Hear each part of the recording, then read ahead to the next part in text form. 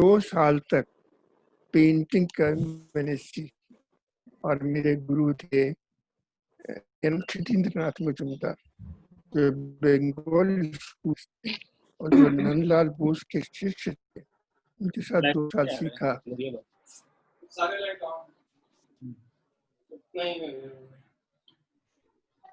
और तब मैंने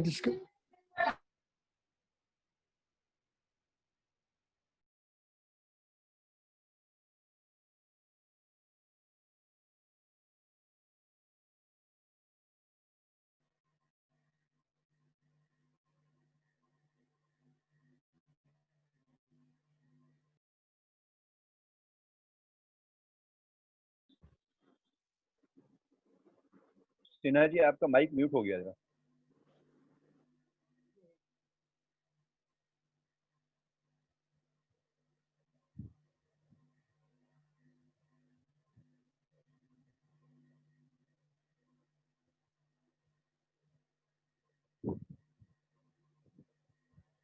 सिन्हा सर, आप अपने आप को अनम्यूट कीजिए, आपका माइक म्यूट है। सिन्हा जी, आपका माइक म्यूट हो गया है, अनम्यूट करें उसको।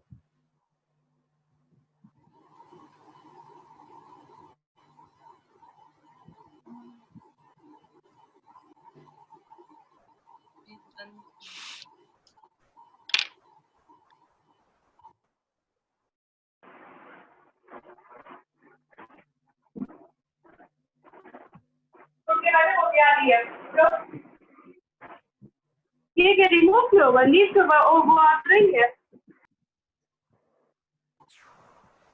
सिन्हा सर, आपका माइक म्यूट है, कृपया उसे अनम्यूट कीजिए। सिन्हा सर, हम आपको सुन नहीं पा रहे हैं।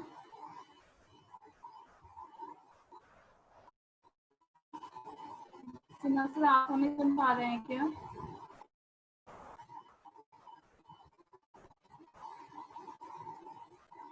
आपका माइक म्यूट है।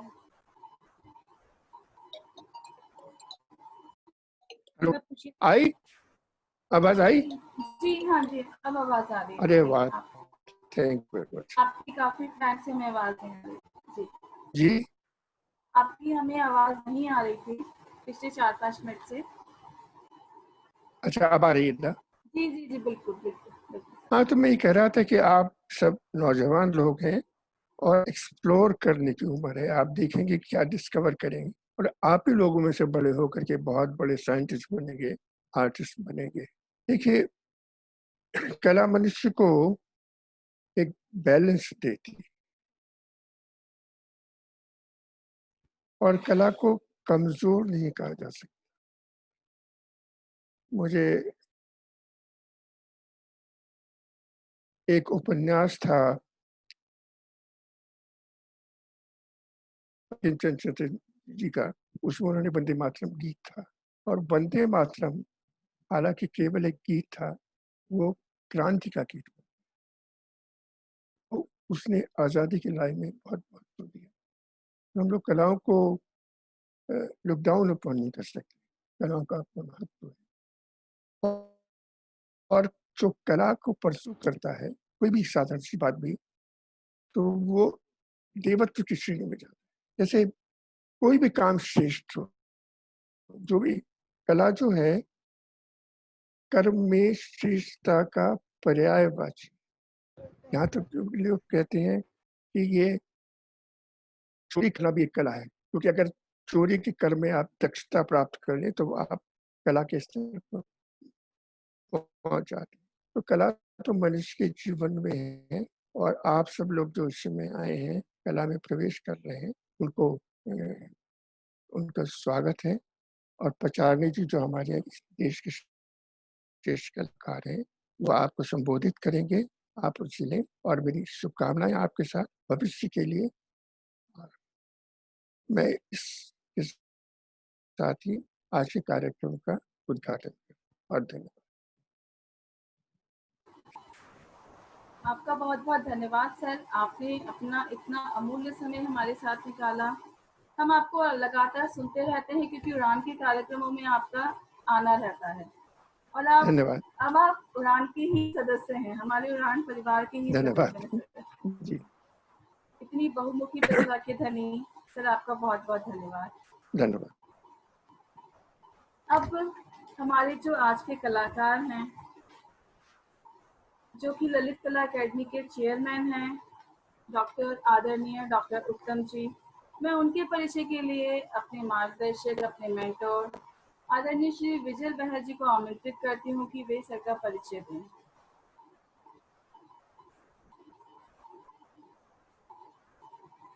पहले सिन्हा जी का धन्यवाद करना चाहूँगा कि आज इस हमारे कार्यक्रम को मैं उद्घाटन करके उन्होंने जो है वो हमारे लिए एक मार्गदर्शन भी दिया है और कार्यक्रम की सफलता की कामना भी करी है। पद्म श्री जया प्रकाश सिन्हा जी आयु में काफ़ी बड़े हैं। मैं समझता हूँ कि बड़ों का साथ होना छोटों के लिए एक आनंद की अनुभूति होती है और इसी तरह से उन्होंने जो आशीर्वाद दिया है हम लोग उसके अंतर्गत रहकर काम करेंगे। बहुत बहुत धन्यवाद सिन्हा जी। इसके बाद हमारे जो साथ में है विभूति कहा जाएगा, डॉक्टर उत्तम पचारने जी एक लब्ध प्रतिष्ठित मूर्तिकार हैं, देश विदेश में जाने जाते हैं, माने जाते हैं। तमाम उनको पुरस्कार मिले हुए हैं, राष्ट्रीय पुरस्कारों से अलंकृत हुए हैं। दिल्ली जैसी जो कला की राजधानी कहा जाता है, वहां पर बॉम्बे आर्ट सोसाइटी के 25 साल तक अध्यक्ष रहे। मतलब इस तरह की राजधानी में इस तरह की गतिविधियों में 25 साल तक निरंतर रहना, ये अपने आप में एक बहुत ही ख्याति अर्जित करने वाली बात है और उनकी गहराई, उनकी कला पर पकड़ के बारे में हमें बताती है। और उसके बाद वहां से आकर के भारत सरकार ने उनको ललित कला एकेडमी का भी अध्यक्ष चेयरमैन बनाया है। ये भी उनके लिए एक सोने पर सुहागा वाली बात है। उनके कार्यों को हमने देखा है, बहुत से लोगों ने देखा है, मूर्तिकारों ने भी देखा है। वास्तव में उनके कार्यों में जो मूर्तियां बनाते हैं उसमें भारतीय संस्कृति की झलक होती है। आजकल के माहौल में नहीं कि आर्ट मॉडर्न के चक्कर में हम कुछ का कुछ बना दें, लेकिन वास्तव में उनका काम जो हम लोगों ने देखा है वो मूर्ति शिल्प में एक अद्वितीय होता है, भारतीय संस्कृति के अनुरूप है। हमें अगर कहा जाए तो यह अतिशयोक्ति नहीं होगी। डॉक्टर उत्तम पचारने जिस तरह से उनका काम ललित कला एकेडमी में चल रहा है, इस चीज को सारा हमने ध्यान में रखते हुए, और क्योंकि आजकल कलाओं के द्वारा हम जो पर्सनालिटी डेवलपमेंट की बात करते हैं, व्यक्तित्व विकास की बात करते हैं, वह ज्यादातर उसमें आवश्यकता है आजकल के युवाओं को। इसलिए मैंने उनसे निवेदन किया था कि इस समय भी, वर्तमान समय में कलाओं के द्वारा व्यक्तित्व विकास की स्थिति में जो कला इंस्टीट्यूट्स हैं, एकेडमीज हैं, वो क्या काम कर सकती हैं, किस तरह से समाज के लिए योगदान कर सकती हैं। हम जनरली देखते हैं जब हम कभी अधिवक्ता संघ की बात करते हैं तो वकीलों को हम सुशिक्षित संस्कृत करने की बात करते हैं, तो हमारा उनसे अपेक्षा रहती है कि वो जब भी कोई केस लड़ेंगे, मुकदमा लड़ेंगे, अपने जो उनके क्लाइंट्स हैं उनके साथ अच्छी तरीके से सब तरह से काम होगा। मजदूरों से बात होती है वो अच्छी तरीके से काम करेंगे, लेकिन जब कलाकारों की बात आती है तो हमें ये अपेक्षा रहती है वो समाज के लिए क्या करने वाले हैं, कैसे करेंगे, उनको किस तरह से हेल्प मिल सकती है। क्योंकि बहुत समय तक देखा गया है कि जो राजघराने हुआ करते थे उनके संपर्कों में रहकर ही कला विकसित हुआ करती थी पहले। आजकल के माहौल में ये एकेडमीज हैं वो किस तरह से उनकी हेल्प कर रही हैं, युवाओं को किस तरह से साथ दे रही हैं, इसके बारे में हम पचारने जी से हमने कहा था, आग्रह किया था कि वो बताएं कि एकेडमीज किस तरह से हमारे समाज को सुशिक्षित, सुसंस्कृत करने में, क्योंकि कहा गया है कलाएं संस्कृत की संवाहिकाएं होती हैं। इसलिए मैं समझता हूं कि पचारने जी इस बारे में एक उद्बोधन, एक मार्गदर्शन आजकल के युवाओं को देंगे एकेडमीज के बारे में। मैं उत्तम पचारने जी का स्वागत करता हूं और उनसे निवेदन करता हूं कि अपना व्याख्यान शुरू करें। डॉक्टर उत्तम पचारने।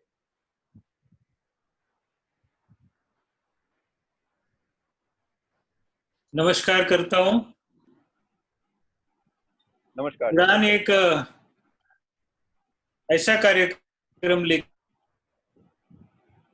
आती है कि जिसको समाज की एक भूख होती है, उसमें सही उतरने के लिए उड़ान कार्य करती है। समाज में हमारा होना और समाज के हित के लिए होना, इसका अंतर नापने का काम उड़ान कर रही है। मैं विजय वाल जी को बहुत शुभकामना देता हूँ, उनके ग्रुप को बहुत शुभकामना देता हूँ। आज मैंने हमारे गुरुवर्य डीपी सिन्हा साहब को मैं नमन करता हूँ। मैं उनको सुना और उन्होंने कहा चोरी भी एक कला होती है, अगर वो शातिर चोर हो तो उसका भी नाम होता है।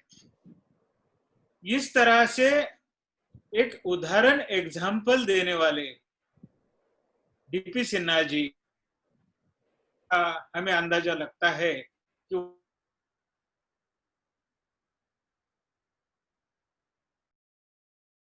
जो जाके वो आगे आके एक विचार को सामने रखने का धड़स समाज में रखते हैं और आपको एक विचार का धक्का देते हैं। मित्रों, उनसे मैं काफी जूनियर हूँ, महाराष्ट्र से आता हूँ, जेजे स्कूल ऑफ आर्ट में सीखा हूँ और सामाजिक काम करने के लिए मैं जब संघ से जुड़ा तो गुरु मिले और वहां से ही एक फुटपाथ से मैं उठ के बैंक में डायरेक्टर बना और बॉम्बे आर्ट सोसाइटी में लगातार 23 साल से ज्यादा मैं विविध पद के ऊपर रह के काम किया। ये मेरा छोटा सा प्रयास था, ये प्रवास था। मैं नहीं जानता था कि मैं ललित कला एकेडमी के चेयरमैन के लायक था, नहीं था, लेकिन हमारे यहाँ पे एक जिम्मेदारी जब दी जाती है तो ईमानदारी से, प्रयासों से, अपने ज्ञान से और जो हमारा जीवन का अनुभव है उसका कस लगा के वो नेतृत्व करना एक हमारी जिम्मेदारी होती है और उसको समाज के सामने प्रस्थापित करने के लिए ललित कला एकेडमी जैसा अगर कोई स्टेज मिलता है और जब मुझे राष्ट्रपति द्वारा निमंत्रित यहाँ किया गया है तो मैं ललित कला के अध्यक्ष के रूप में मैं स्वीकार किया और आज आपके सामने खड़ा हूं।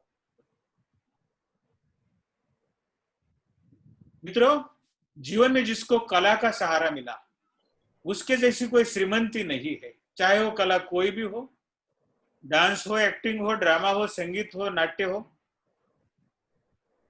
आप सिन्हा साहब को बहुत जगह, बहुत टाइम तक समाज को मार्गदर्शन करने में सुना है।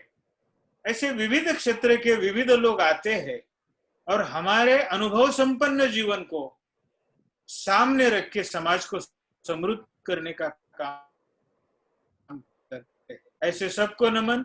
ललित कला एकेडमी की स्थापना इसके लिए इस देश में हो गई, देश स्वतंत्र हुआ 1947 में, और ये बात जब 54 में सरकार के सामने आ गई कि आखिर देश की कला संस्कृति का मापन क्या होगा, ड्यूटीज क्या होगी, आगे के पीढ़ी के लिए संस्करण क्या होगा, हम कहां से आए हैं और हमें अगर अचीव क्या करना है, तो ये तय हुआ था कि देश और आधुनिक कला से जुड़े, दुनिया के साथ में हम भी पूर्व से आते हैं, गंगा किनारे से आते हैं, संस्कृति का नाम लेके आते हैं और ये संस्कृति, ये हिंदू संस्कृति के हम लोग हकदार है, पाइक है और हमारे संस्कृति के जो भी विचारधारा है, चाहे भीमबेटका से आई हो, वो आज तक आई है और उसकी जो विचारधारा समाज तक पहुंची है, चाहे वो ट्राइबल से हो, कला के साथ में हो, चाहे वो शांति निकेतन जैसे एक सेंटर से आई हो, या चाहे वो जेजे स्कूल ऑफ आर्ट से आई है, या चाहे चेन्नई से आई है, केरल से आई है, उत्तर से आई है, दक्षिण से आई है, पूर्व से आई है, पश्चिम से आई है और 200 से अधिक ट्राइब्स के माध्यमों से आई है और इस भारतवर्ष की संस्कृति को समृद्ध करके गई है। बहुत रिच ऐसे संदर्भ संस्करण हमारे की गई है, वो भारत की कला है। आधुनिक केंद्र और आधुनिक कला शैली और देश और दुनिया के साथ में जुड़ने का मौका अंग्रेज जमाने में भारतीय कलाकारों को मिला, तो वास्तववादी शैली में काम करने वाले बहुत सारे कलाकार इस देश में पैदा हुए। शिल्प कला में जैसे करमरकर जी जैसे और चित्रकला में भी जैसे बहुत सारे कलाकार इस देश में से सामने आ गए।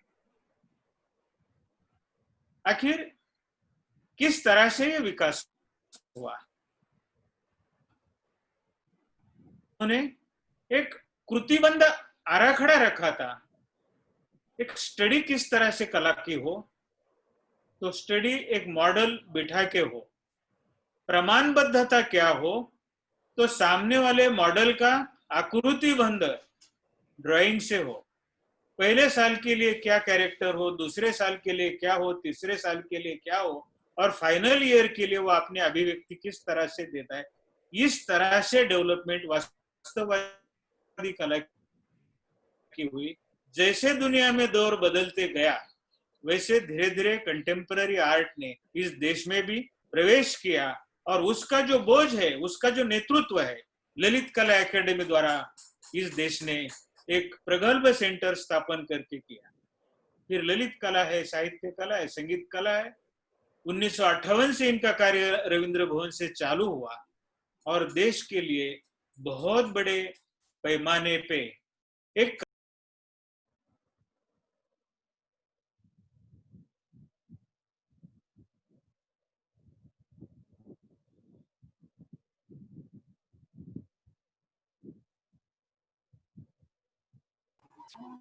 सर आपका माइक बंद हो गया है।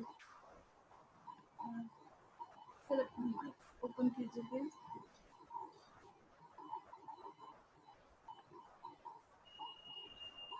सर माइक बना हुआ आ रहा है, उस पर क्लिक कर देंगे तो हो जाएगा सर। अशारनी जी, आपका माइक बंद हो गया। जी सर सुन रहे? जी सर जी आ गया जी। हाँ, थोड़ा दोबारा ये डिस्टरबेंस है, स्क्रीन हाइड हो गया, कोई बात नहीं। ललित कला एकेडमी का जो रोल है इस देश के लिए एक बहुत बड़ा कला संस्कृति का रोल रहा है, और इस देश ने वो दुनिया के सामने अपने कलाकार रखे, देखे और बहुत बड़ा जर्नी तय किया है। आज ललित कला एकेडमी को देश और दुनिया में एक उचित ऐसे स्थान पे पहुंचने में जिन जिन लोगों ने काम किया है वो बहुत सराहनीय है। सराहनीय इसके लिए है कि अगर आज जो दुनिया में ऑक्शन होते हैं तो देखिए हमारे कलाकारों की जो बोली लगती है, सरप्राइज करने वाली, आश्चर्य करने वाली होती है। मानो कुछ भी हो, वहां तक तो ललित कला द्वारा संस्कारित हुए कलाकार और समाज में प्रस्थापित हुए कलाकारों ने देश के सामने एक नए मापदंड तैयार किया है जो हमारे सामने आदर्श है। विचार का मतभेद हो सकता है, लेकिन हर व्यक्ति को अपने मन के मुताबिक, अपने अंतर्मन के मुताबिक अपना आर्ट, अपनी कला, अपना फॉर्म विकसित करने के लिए जो एकेडमिक एजुकेशन मिला है वो उसकी एक बहुत बड़ी शिक्षा है, तपश्चर्या है। आज जो में लोग जाते हैं, अभी वकील क्षेत्र का किसी ने नाम लिया था और कोई नेतृत्वगण के क्षेत्र का किसी ने नाम लिया था और कोई संगीत क्षेत्र से नाम लेते हैं हम, तो देश और दुनिया में ये कलाकार हमारे देश के कलाकार है और देश का नाम ऊंचा करते हैं। हमारे भी जिन्होंने देश का नाम दुनिया में ऊंचा है। आज कलाकार कहाँ हमें दिखते हैं, तो हमारी जो घटना समिति का जो किताब बना, जिसको हम राज्य घटना बोलते, देश की घटना बोलते, देश का संविधान बोलते हैं, वहां से बंगाल के शैली के कलाकारों के चित्र ने उसी के ऊपर स्थान। वहां से हम कला संस्कृति को अगर मापते हैं तो जो जहां से विकसित हुआ है, चाहे वो बंगाल की शैली हो, चाहे वो चोलामंडल की शैली हो, चाहे वो गुजरात से हो, बहुत सारे कलाकारों ने अपना कला के विकास में हमारे ट्राइब्स को साथ में रख के, सामने रख के, उसका अध्ययन करके अपने शैली को विकसित किया है, ऐसा हम पाएंगे। और इतना ही नहीं है, कि जो कला संस्कृति में आज के जो एब्स्ट्रैक्ट आर्टिस्ट है, मैं राष्ट्रपति भवन में जो कलाकारों का कैंप लेके गया था, एक कलाकार ने अजंता के जो उसी टाइम के जो चित्र थे उनके ड्राइंग बना के वाटर कलर में उसके स्केचेस बना के एक बहुत बढ़िया एल्बम तैयार किया। वो कहते हैं वो टाइम की समझ, वो टाइम का इंस्पायरेशन, वहां से झरोके से लाइट आना, वो कलर का टोन और वो फिगर की आउटलाइनिंग आगे चले मेरे एब्स्ट्रैक्शन फॉर्म का रूप ले लिया है। हम कहते हैं कि एक टहनी है, एक पेड़ को एक पत्ता आता है, पत्ते के बाद एक वो जो पत्ते का जो शुरुआती रंग होता है, वो जो रंग होता है वो काफी अलग सा हल्का सा होता है, वो गहरा नहीं होता, हरा नहीं होता है। जैसा वो पक्व हो जाता है,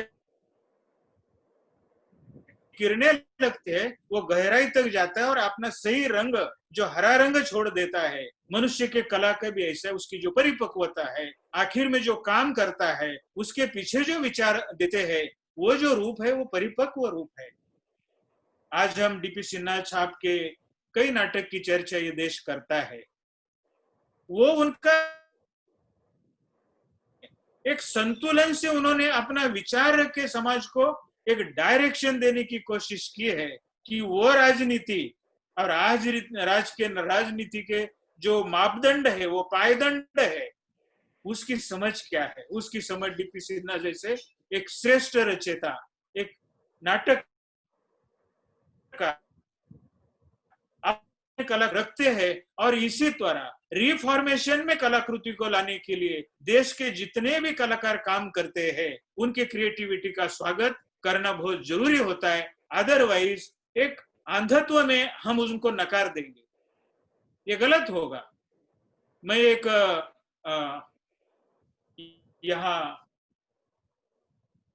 में गया था, उन्होंने बाबू कल्चर से कुछ पेंटिंग किए थे। बाबू लोगों का हम लोग बहुत चर्चा करते हैं, बाबू लोग कैसे होते हैं, बाबू लोग ऐसे होते हैं, बाबू लोग तैसे होते हैं। राष्ट्रपति द्वारा जब ये कहा गया कि सर ये बाबू कल्चर के ऊपर काम करते हैं, तो उन्होंने हंसते कहा कि इस तरह से जीवन को स्पष्ट रूप से रखने का हिम्मत एक कलाकार ही कर सकता। थोड़ा सा रंगीन भी रखा है, उन्होंने दिखाया भी है बंगाली शैली में। मित्रों, जो न देखे रवि वो देखे कवि, एक डाइजेशन है विचार का, एक दृष्टि का डाइजेशन है कि मैं क्या देखता हूं, मैं क्या सोचता हूं, ऐसा मैं क्यों सोचता हूं। कलाकार भी यही काम करता है। एक कलाकार की कलाकृति, उन्होंने वो पंछी को सफेद दिखाया, बोले क्यों ऐसा दिखाया आपने, तो बोले अभी वो चिड़िया आंगन में नहीं आती है, अभी चिड़िया का शहरी जीवन से दूर जाना तय हुआ है और कंक्रीट के जंगल से चिड़िया जंगल के तरफ निकल गई है। इसी के लिए मेरे इस चित्र में जो चिड़िया है वो सफेद है, वो अस्तित्व से मैंने बताई है।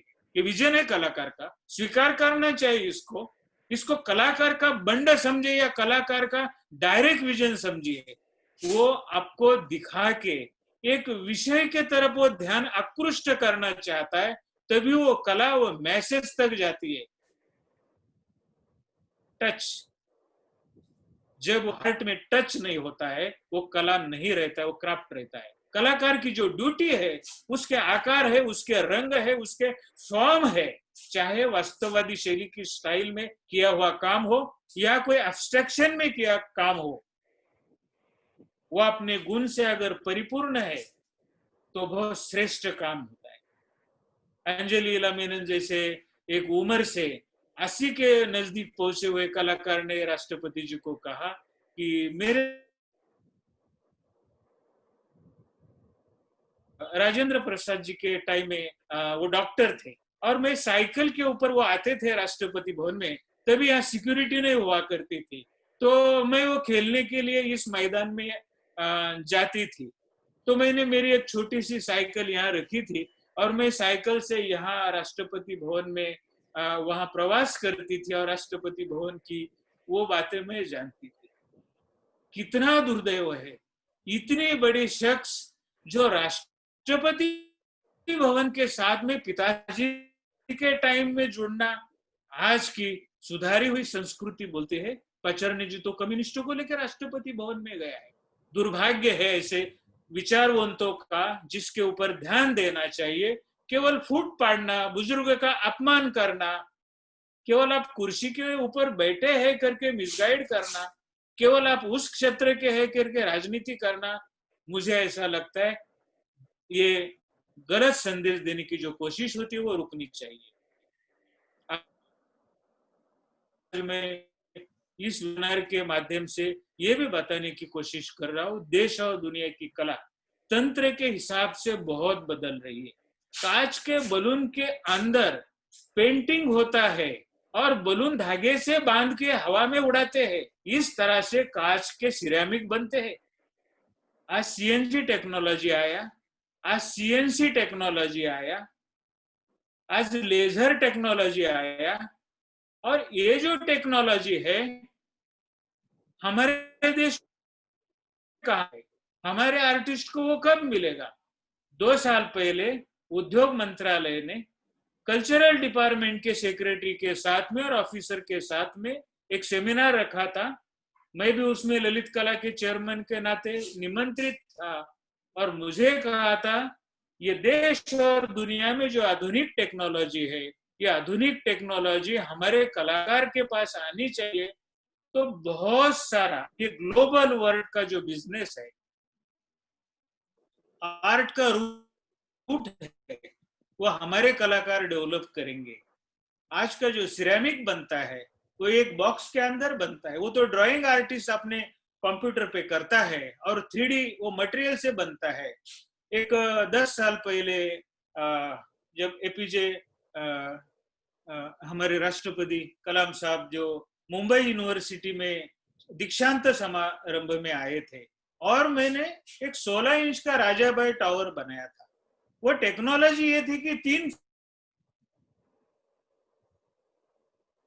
की फोटोग्राफी की, उसको 18 इंच का बनाया, और वो जो चीज है इतनी खूबसूरत, इतने up to mark, as a proportionately बनते हैं। मैं ये क्यों कह रहा हूं कि आज सभी के सभी कलाकार तो कंटेम्पररी आर्टिस्ट नहीं बन रहे हैं। एजुकेशन पाने के बाद पहला आदमी जो है कि एजुकेशन उनके भूखे पेट को रोटी दे, फिर दूसरा जो कलाकार है वो अपनी कलाकृति से समाज को रिझाए, और तीसरा जो कलाकार है वो अपना कंटेम्पररी फील्ड डेवलप करे। इसमें ब्रेड एंड बटर का नाता बहुत बड़ा आता है। आज हमारा जितने भी भगवान बन के चाइना से आ रहे हैं, हम क्यों नहीं बना पा रहे? करोड़ों का व्यवसाय इसी टेक्नोलॉजी के जरिए चाइना जा रहा है। हम ये टेक्नोलॉजी इस देश में कब लाएंगे? हम सभी जो भगवान को पूजते हैं, तो आज बहुत सारे बड़े बड़े मार्बल के स्कल्पचर है, इसको सीएनसी, सीएनजी, लेजर टेक्नोलॉजी, इसी तरह से टेक्निक से बनाए जाते कि एट ए टाइम तुम 4-4 स्कल्पचर बना सकते हो। और ये तंत्र जब तक नई आने वाली पीढ़ी अवगत नहीं करती है, तुम देश और दुनिया का तुम लोग मुकाबला नहीं कर पाओगे। देश बड़ा है। कला का शिक्षण आदमी को गुनहगारी से बचाता है। कलाकार बनने चाहिए, कला का शिक्षण बढ़ना चाहिए। कला के शिक्षण को और कलाकारों के महत्व को समझना बहुत जरूरी है। आज ललित कला एकेडमी ने लाख रुपए के अवार्ड 2 लाख किए हैं। दोबारा ट्राइबल नेशनल शुरू किया है। हमने महिलाओं के लिए विशिष्ट रूप से कार्यक्रम योजनाबद्ध तरीके से हम लोग करते हैं, उनके स्पेशल काम करते हैं, और नए नए कलाकारों के लिए आधुनिक टेक के साथ हमारे वर्कशॉप में हम स्कॉलरशिप भी देते हैं और उनके विकास के लिए संधि भी उपलब्ध करा के देते हैं। मुझे ऐसा लगता है कि ललित कला एकेडमी की जो भी अचीवमेंट है, जो भी कमिटमेंट है, ये समाज के प्रति है। आज तक ये पाया गया है कि कोई भी बाबू आके कला संस्थान को रन नहीं कर पाता है, ना कर पाएगा। वो उसी मट्टी के मूस में ढला हुआ व्यक्ति वही संस्थान को समझ सकेगा, संस्थान को चला सकेगा। और मुझे ऐसा विचार मन में आता है कि तभी जाके कला समृद्ध होने की दिशा में कदम कदम आगे जाएगी। आने वाले टाइम थोड़ा भी है, 10 महीना है, आने वाला टाइम एक अगरतला में मेरे टाइम में एक कलकत्ता के आगे पूरे 7 जो स्टेट थे वहां कुछ भी नहीं जाता था आर्टिस्ट के लिए। अभी नजरुल क्षेत्र त्रिपुरा में एक नया केंद्र बना है, पुणे में यहाँ, मुंबई में, महाराष्ट्र में केंद्र बन रहा है, यहाँ पे मध्य प्रदेश में इंदौर में केंद्र बन रहा है, बेंगलोर में या कोई हुबली में केंद्र बन रहा है, शिमला का केंद्र हम विकसित कर रहे, पटना का केंद्र विकसित कर रहे, राजस्थान भी हमारे नजर में एक श्रेष्ठ जगह है। मित्रों, हमें मार्गदर्शन की भी जरूरत है। मैं डीपी सिन्हा जैसे बुजुर्गों को आह्वान करूंगा कि आप लोगों का मार्गदर्शन समाज के इतना जरूरी है, उतना ही कला संस्थाओं के लिए जरूरी है।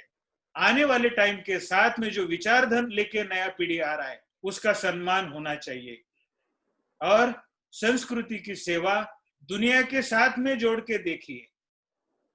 केवल भारत की अकेली संस्कृति नहीं है, हमारा मार्केट, तरुण पीढ़ी के कला का मार्केट पूरा देश और दुनिया में छाया रहा है। बड़ा बिजनेस है, बड़े ऑक्शन हाउसेस है, और कलाकार उसमें इस देश का नाम ऊंचा कर रहे। मैं चाहता हूँ दुनिया के कलाकार अपने देश में आए और देश के कलाकार विदेश में जाके अपने संस्कृति की पहचान बताए, और ललित कला एकेडमी संस्था इसमें आपको सही दिशा में काम करते इसका साबित हो, ये मेरा प्रयत्न नहीं रहेगा। वाल जी को नमस्कार करता हूँ, सिन्हा साहब को नमस्कार करता हूँ, और उड़ान के जितने भी हमारे सहयोगी हैं उनको नमस्कार करता हूँ, धन्यवाद करता हूँ। धन्यवाद, बहुत बहुत धन्यवाद। नमस्कार सर, बहुत बहुत धन्यवाद, बहुत बहुत धन्यवाद। सर आपको भी बहुत बहुत नमस्कार और बहुत बहुत धन्यवाद सर आपका। आपने अपना अमूल्य समय हमें दिया। आपके अमूल्य ज्ञान से हमारे सभी प्रतिभागी अवश्य ही लाभान्वित होंगे। आप हमारी कार्यशाला में उपस्थित रहे सर, आज हम बहुत गौरव का अनुभव कर रहे हैं, क्योंकि हमारे आज के दोनों ही विशिष्ट मेहमान के साथ हम अपने आप को गौरवान्वित महसूस कर रहे हैं सर। आपने सही कहा सर कि कलाकार की दृष्टि साधारण नहीं होती, वो तीव्र होती है, क्योंकि कलाकार वो सब देख पाता है जो साधारण में असाधारण होता है। अपनी रचनात्मकता से कलाकार अमूर्त को मूर्त कर देता है और जीवंत कर देता है। बहुत बहुत धन्यवाद सर, आपने अपना अमूल्य समय आज हम सभी को दिया। आगे की कार्यवाही के लिए मैं सर से आग्रह करूंगी कि वो नेक्स्ट सेशन में क्या होने वाला है और हमारे आज का असाइनमेंट क्या होने वाला है, उसकी जानकारी हमारे सभी पार्टिसिपेंट्स को दें। प्रचारने जी को मैं पहले बहुत बहुत धन्यवाद दूंगा। वास्तव में सिन्हा जी ने और प्रचारने जी ने दोनों ने आज जितना जो व्याख्यान दिया है, वास्तव में हम लोगों के लिए आने वाले समय में एक गाइडिंग सोर्स की तरह रहेगा। बहुत सी ऐसी बातें बताई उन्होंने जो लोगों के लिए बड़ी अचंभित करने वाली रही होंगी। इन्हीं से सीख करके, इन्हीं के साथ बैठ करके हमने बहुत कुछ समझा है।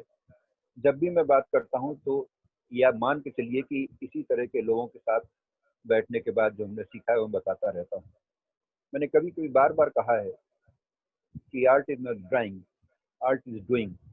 ये एक सिंपल सी लाइन है, इसको अगर आप याद रखेंगे तो तय मानेंगे कि सिन्हा जी ने जो कहा है कि चोरी भी एक कला है, वो इसमें इस फर्म में पूरी तरह से फिट बैठती है। Every doing. लेकिन जब हिंदुस्तान की बात करते हैं, भारत की बात करते हैं, तो सकारात्मक कार्य, सकारात्मक जो भी कार्य हमने किया है वास्तव में वो कला है। इस तरह से जब भी हम आगे बात करते रहेंगे, इस तरह की अनुभूतियां जो उनके साथ मिलकर होती हैं, बैठकर बात समझते हैं, वो हम आपसे शेयर करते रहेंगे। प्रचार ने जिससे बताया कि एकेडमी के द्वारा क्या क्या किया जा सकता है, किस तरह से आजकल विश्व में काम चल रहा है। आजकल की जो हमारी अपनी सरकार है या प्रधानमंत्री जी हैं, बार बार कहते हैं कि हम विश्व गुरु बनने की तरफ हैं। अगर हम विश्व गुरु बनने की तरफ हैं तो सच मानिए कि हमारी जो कला है वह विश्व में छाने वाली है। हमारी अपनी कला जो हमारी भारतीय संस्कृति के अनुसार है, उसमें वो विश्व पर छाएगी। क्यों? खाली वो देखने से अच्छी लगने वाली या देखने वाली कला नहीं होती है, वो अनुभव करने वाली होती है। हम इसीलिए बीच में बार बार कहते हैं, कला व्यक्तित्व के विकास की एक कड़ी है। हम जब व्यक्तित्व के विकास की बात करते हैं तो शायद हम उसमें ये कहना चाहते हैं कि हमारे काम करने के तरीके में सेंस ऑफ प्रेजेंटेशन जो हम करते हैं, लोगों को कन्विंस करते हैं, उसमें भी आर्ट है, क्योंकि that is also a type of doing. आजकल की जो सारी समस्याएं है, जो पुराने समय में हम लोग नहीं झेलते थे, ऐसा कहा जाए, जो वर्तमान समय में कहा जाता है कि मॉडर्न टाइम आ गया है। लेकिन जितना मॉडर्न टाइम आ रहा है उतना ही हम लोग धैर्यहीन होते जा रहे हैं। हमारी दृष्टि, दूर दृष्टि क्षीण होती जा रही है। हम अभी और अभी क्या मिल सकता है उसके बारे में चिंता करते हैं। लेकिन वास्तव में पुराने समय में भी लोग कहा करते थे कि चिंता मत करो, जो तेरे को इस जन्म में नहीं मिला, धैर्य रखो, अगले जन्म में मिलेगा। धैर्य की इतनी आवश्यकता रहती है। धैर्य चाहिए, ऑब्जर्वेशन चाहिए। अगर ऑब्जर्वेशन नहीं है तो हम किस तरह से काम करेंगे? क्रियात्मकता तो होती है, लेकिन उस क्रियात्मकता को जब हम धैर्य के साथ समझ करके जब प्रस्तुत करते हैं तो सकारात्मक होती है और आनंददायी होती है। अभी जैसे प्रचारना जी कह रहे थे, साहित्य संगीत कला विहीना, ये कोई हम लोगों ने लिखा हुआ नहीं है, ये बहुत पहले से चला आ रहा है। उस समय के लोग समझते थे कि अगर इस तरह की चीजें व्यक्ति में नहीं है तो व्यक्ति, जैसा उन्होंने खुद कहा कि आदमी को आदमी बनाने की कला है। वास्तव में लोग रिटायर हो जाते हैं लेकिन आदमी नहीं हो पाते। बहुत सी चीजें ऐसी रहती हैं। हम पुराने समय की बात कर लेते हैं तो उस समय कलाएं लोक कलाओं के माध्यम से हर घर के अंदर हुआ करती थी। हर घर में कलात्मकता हुआ करती थी। हम काम तो कोई भी कर सकते हैं, लेकिन अगर कलात्मक तरीके से किया जाए तो संतुष्टि प्रदान करती है। कला जीवन के प्रत्येक पहलू को पूर्णता प्रदान करती है। ये पूर्णता ही सेटिस्फेक्शन की निशानी है, और जब सेटिस्फेक्शन होता है तो आनंद होता है। बाहर की जो विदेशों की कलाएं हैं तो खाली देख करके आनंद होती है, लेकिन वास्तव में हम मन मस्तिष्क से प्रफुल्लित होते हैं जब हम कोई पूर्णता के साथ कोई काम का संपादन करते हैं। वास्तव में भारतीय कला दृष्टि अगर पनपेगी तो वास्तव में विश्व स्तर तक जाने वाली है, क्योंकि सारे विश्व में जिस तरह की उच्छृंखलता फैल रही है, आदमी शांति के लिए इधर उधर भाग रहा है। अगर वो मिल सकती है तो मैं समझता हूँ भारत ही एक उसका दाता हो सकता है, उसका मार्गदर्शक हो सकता है, कलाओं के माध्यम से भी। और कलाएं आज की नहीं है। जैसे प्रचारना जी कह रहे थे कि भगवान श्री कृष्ण सुदर्शन लेते हैं, बांसुरी बजाते हैं, 64 कला परिपूर्ण थे। मैंने थोड़े समय पहले उन 64 कलाओं के नाम मैंने फेसबुक पर और इस पर अपने व्हाट्सएप पर डाले थे। 64 कलाएं, एक एक कला करके उसमें लिखा हुआ है।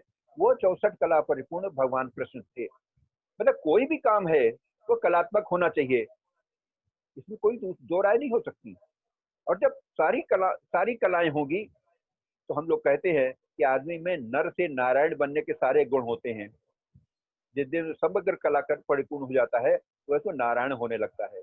हम लोग जो कलाकार हैं या जो कला में काम कर रहे हैं, समाज में अगर कलात्मकता आती है तो सच मानिए व्यक्ति से नारायण की ओर बढ़ता है। शांत सद्भाव, ये कला की देन है। काम काम कोई भी कर सकते हैं, क्योंकि होता ये कि हम जब इस लाइन के आदमी हैं तो हम जहाँ कहीं भी बात करते हैं तो हम ये सोचने की कोशिश करते हैं कि इसका हमारी कला से क्या कोई संबंध है क्या। हम लोग बहुत पहले पढ़ रहे थे तुलसीदास की रामचरितमानस में, उसमें पढ़ रहे थे हानि लाभ जीवन मरण जस अपजस विधि हाथ। अब ये विधि वर्ड जो है ये देश काल और परिस्थिति के अनुसार अगर दिया जाए तो विधि काम करने का तरीका, काम करने का तरीका, काम करने का तरीका क्या है? काम करने का तरीका कला है। इसीलिए हानि लाभ जीवन मरण जस अपजस विधि हाथ। हानि लाभ, कहीं पर दो तरह की दुकानें हैं, एक दुकान बहुत अच्छी चलती है, एक दुकान उसी चीज की है दूसरी नहीं चलती है, तो दोनों में क्या फर्क है? विधि का फर्क है, उसके काम करने के तरीके में फर्क है। कोई काम करता है उसकी वाहवाही होती है, वाह क्या बात काम किया, और वही काम जब दूसरा करता है तो कहते हैं क्या काम किया। दोनों में फर्क है काम करने के तरीके में, और काम करने का तरीका मतलब कला है, कलात्मकता है। एक भ्रम फैल गया कला, ड्राइंग एंड पेंटिंग और डांसिंग म्यूजिक इज कला।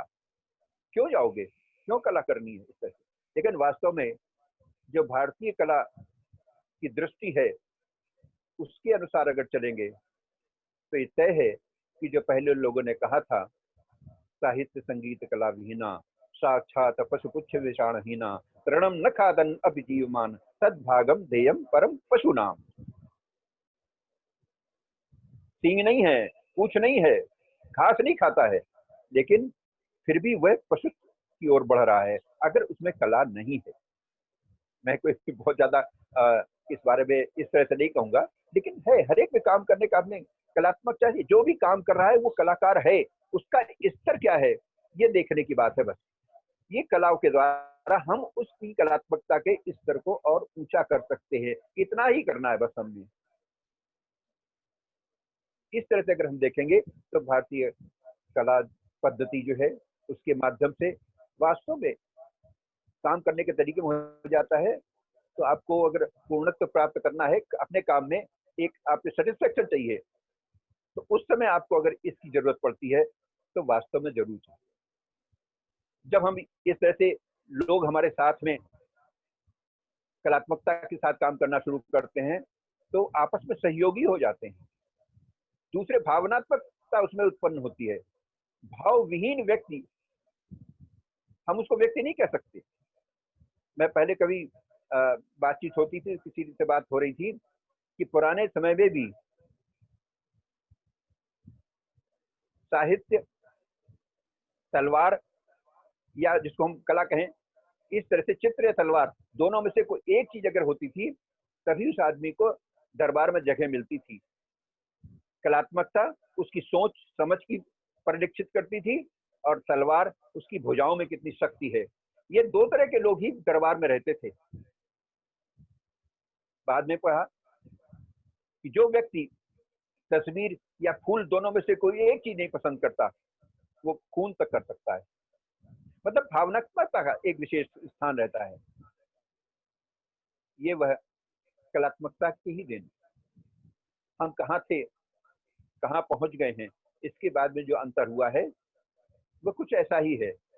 पर आप कहीं एक डिमार्केशन लाइन नहीं खींच सकते कि कहाँ हम बहुत ठीक थे और आज हम कहाँ हो गए। लेकिन शनै शनै धीरे धीरे ये क्षरण होता रहा और हम ये मान के चलते हैं कि पहले घर घर कलाएं थी, महिलाओं में कलाएं थी। हम लोग अभी बोलते हैं कि घर की एक महिला पढ़ती है तो पूरा परिवार पढ़ जाता है। अगर घर की महिला सुशिक्षित है, संस्कारी है, तो सारा परिवार संस्कारित होता है। वही इसी तरह से जो लोक कलाएं हुआ करती थी, घरों में हर कोई भी कामकाज होता था तो हम लोग चौक पूरते थे, अल्पना बनाते थे। हमारे तो माता जी आज भी, अभी रक्षाबंधन होता है तो हम लोग घर के दरवाजे पर दोनों तरफ दो दो एक आकृतियां बनाते हैं आज भी, और उसकी हम पूजा करते हैं। ये पहले भी होता था, अब नहीं हो रहा है। तो हमारा मानना है ये है कि जो सांस्कृतिक क्षरण है वो यही कारण है, क्योंकि जब हम ये कहते हैं कि कलाएं संस्कृत की संवाहिका होती हैं, इसलिए कलाओं का क्षरण जहां पर हुआ हमें मानना पड़ेगा कि संस्कारों का क्षरण भी वहीं से शुरू हुआ। इसलिए तय मानिए कि जो पुरानी कहावतें चला करती थी कि खेलोगे कूदोगे होगे खराब, पढ़ोगे लिखोगे होगे नवाब, उसी तरह से जो भ्रांतियां थी, कला मतलब कुछ नहीं, क्या डांस करना, क्या चित्रकला करना, या चित्रकला करो कुछ काम भी करोगे नहीं। इस तरह की सारी भ्रांतियों को दूर करके आप कुछ भी करें, थोड़ी सी कलात्मकता आप में अवश्य अवश्य होनी चाहिए। और ये तो आजकल विष्णु धर्मोत्तर पुराण की जो उक्तियां हम लोग करते रहते हैं, अभी डॉक्टर जो विश्वकर्मा थे उन्होंने वो उदाहरण दिया था, हमें रविंद्र भारती जी जयपुर से, उन्होंने वो उदाहरण दिया था कि कलाओं के बारे में, कला नाम प्रवरम चित्रम धर्म कामार्थ मोक्षदम, ये मोक्षदायी है। और मोक्षदायी वो मरने के बाद वाला मोक्ष नहीं, ये जीवन तो मोक्ष मिलने वाला है। अगर आपकी दृष्टि है, कला जीवन के प्रति दृष्टिकोण बदल देती है, हम ये बोलते हैं। अगर आपकी दृष्टि साफ है तो आप अपनी समस्याओं का समाधान भी खोज सकते हैं। और सबसे बड़ी आजकल की समस्या यही है कि हम समस्याओं का समाधान, तो हमारी समस्या का समाधान करो, हमें बताओ कि हमें क्या करना चाहिए। ये सब जिस दिन हम कलात्मकता पर विशेष ध्यान देने लगेंगे, क्योंकि विष्णु धर्मोत्तर पुराण में ही कहा गया है सभी कलाओं में चित्रकला सर्वश्रेष्ठ है। ये धर्मोत्तर पुराण का मैं नहीं कह रहा। इसलिए थोड़ा सा चित्र ड्राइंग अगर आप बनाते हैं, आप सच मानिए आपका मन प्रफुल्लित होगा। आपने जो बनाया है वो आपका अपना है, न पहले किसी ने बनाया था ना आगे कोई बनाएगा। और धीरे धीरे आप उसमें परफेक्शन देखेंगे। जब उसमें परफेक्शन देखेंगे तो इसका मतलब आपकी दृष्टि, आपका observation is going to be strong. और ऑब्जर्वेशन अगर आपका स्ट्रांग हो गया है तो वो सिर्फ कला के बारे में नहीं स्ट्रांग हुआ, जन सामान्य जहां भी समाज में आप काम करेंगे, आपको ऑब्जर्वेशन की स्ट्रांग होगा तो आप समझ जाएंगे ये क्या घटित होने वाला है और ये किस तरह से चल रहा है। Observation is very much required. Observation या पेशेंस, दो चीजें हैं जो आजकल के माहौल में सबसे ज्यादा जरूरत है जिनकी। और मैं स्वयं से नहीं, लेकिन जो हमारी साहित्य है, संस्कृति है, कला चेतना है, कला दिशा है, उन सब के माध्यम से मैं कह सकता हूं ये दो चीजें, ऑब्जर्वेशन एंड पेशेंस, कला के द्वारा ही आने वाला है। हम लोग जब पढ़ा करते थे तो स्कूलों में लिखा रहता था कला ही जीवन है, और कुछ जीवन क्यों नहीं लिखा रहता था। इसलिए तो रोजमर्रा की जिंदगी में आपको अभी लगेगा कि मुझे कुछ करने में कुछ एफर्ट्स करने हैं, लेकिन सच मानिए धीरे धीरे आपको लगेगा ही नहीं कि आप में कलात्मकता प्रवेश कर गई है, और आप सच माने में प्रसन्नता की ओर, प्रसन्न रहने की ओर, या वास्तव में जो मैंने मोक्ष की परिभाषा दी उस मोक्ष की ओर बढ़ रहे हैं, आनंद की ओर बढ़ रहे हैं, आनंद अनुभूति की ओर बढ़ रहे हैं। ये कला के द्वारा, और विशेषकर चित्रकला, जैसा मैं मानता हूं, मैं नहीं मानता, विष्णु धर्मोत्तर पुराण के हिसाब से हो सकता है। और इस तरह से जब करेंगे तो हम आपके साथ हैं। पचारने जी ने जैसा कहा एकेडमी काम कर रही है, और साथ साथ अब उड़ान ने भी ये बीड़ा उठाया है किस तरह से हमें युवाओं के बीच में कलात्मकता को बढ़ाने के लिए आर्ट फॉर पर्सनालिटी डेवलपमेंट, इस तरह से भी हम लेकर चलने वाले हैं। तो आपके जिस तरह से आज हम बात कर रहे हैं, अगर आजकल ये माहौल जैसा चल रहा है चला तो हम इसी तरह से चलते रहेंगे, वरना हम आपके दरवाजे पर भी आपको सिखाने के लिए तैयार हैं। आपके कॉलेजेस में आप जैसे भी चाहेंगे उस तरह से जाने, उड़ान आने के लिए हर जगह तैयार है। और हम आपके साथ बने रहेंगे कला को महत्व दिलाने के लिए, और वास्तव में आपके जीवन में प्रसन्नता लाने के लिए। मैं समझता हूँ आज जो हमारे महानुभव उद्गार दिए हैं, मैंने उनके साथ बैठकर बहुत सीखा है, और जो मैं सीख पाया, मैं समझ पाया, मैंने भी आज अपनी बात आपसे कही है। और इसके साथ में ही मैं दोनों महानुभाव का धन्यवाद देता हूँ। और अगला कार्यक्रम जो हमारा 22 तारीख होगा, वो अभी तक पिछले 2 कार्यक्रम जो हुए हैं वो उद्बोधन के तौर पर रहे हैं। अगला कार्यक्रम जो हमारा रहने वाला है वो टोटल वर्कशॉप तो है, कुछ बनाना, बताना, इस तरह दिखाने के भी होंगी। मैं उनका नाम तो जैसा ये तय है कि मैं बाद में ही बताता हूँ, तो बाद में ही बताऊंगा। लेकिन आज का बहुत सफलतम कार्यक्रम रहा हमारा, इसके लिए सभी का धन्यवाद। बहुत बहुत धन्यवाद मंदिरी। बहुत बहुत धन्यवाद सर आपका। कला ही मानव को संवेदनशील और मानवीय गुणों से परिपूरित करती है। मानव वही है जिसमें मानवीय गुण होते हैं। अब हम अपने कार्यक्रम के समापन की ओर बढ़ रहे हैं। आज हमारे साथ विशिष्ट अतिथि के रूप में पद्मश्री आदरणीय श्री डी.पी. सिन्हा जी रहे, जिन्होंने अपना अमूल्य समय दिया और अपना अमूल्य मार्गदर्शन दिया। उनके वक्तव्य से हम सभी लाभान्वित हुए हैं। सर आपका बहुत बहुत धन्यवाद। उड़ान परिवार की ओर से मैं आपका बहुत बहुत धन्यवाद करती हूँ।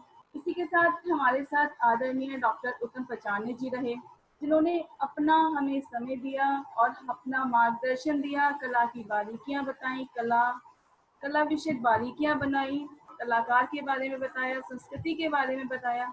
सर आपका बहुत बहुत धन्यवाद। हमारे मेंटोर, हमारे मार्गदर्शक आदरणीय श्री वी.के. बहल सर, जिनके बिना, जिनके सहयोग के बिना या जिनके मार्गदर्शन के बिना हम कुछ भी नहीं कर सकते। सर आपका बहुत बहुत धन्यवाद। हमारी टीम के मेंबर दीपक जी, जो आर्टिस्ट हैं और लगातार हमारे इस कार्य में सहयोग करते हैं, दीपक जी आपका बहुत बहुत धन्यवाद।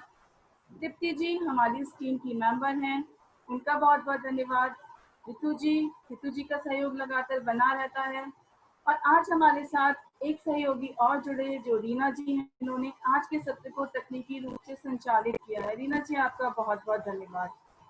उड़ान परिवार का धन्यवाद, जो लगातार हमारे साथ रहते हैं और हमें उत्साहित करते हैं कि हम नई नई वर्कशॉप करें। इसके साथ ही जो सबसे महत्वपूर्ण धन्यवाद है वो सारे पार्टिसिपेंट्स का, क्योंकि आप ना हो तो हम नहीं हैं और आपके बिना हमारा ये वर्कशॉप का कोई अर्थ नहीं रह जाता। इसलिए मैं आप सभी का हाथ जोड़ के धन्यवाद करती हूँ। बहुत बहुत धन्यवाद। ये सत्र यहीं समाप्त होता है। आगे के सत्र में हम दोबारा मिलेंगे। सभी का बहुत बहुत धन्यवाद।